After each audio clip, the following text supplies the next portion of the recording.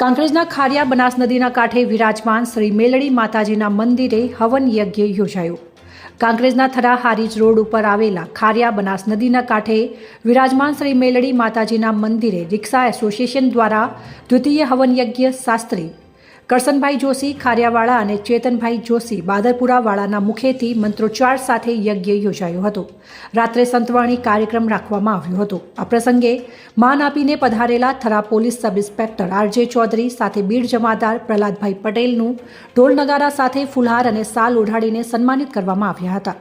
ગામના વરિષ્ઠ પત્રકાર ચેહરસિંહ વાઘેલા અને કનુજી ઠાકોરનું ફુલહાર અને સાલથી સન્માન કરવામાં આવ્યું હતું।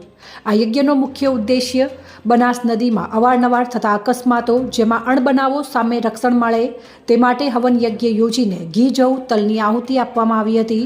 ત્યારબાદ માતાજીને ધજા ચઢાવીને પૂજા અર્ચના અને આરતી કરી પ્રસાદ ગ્રહણ કર્યો હતો।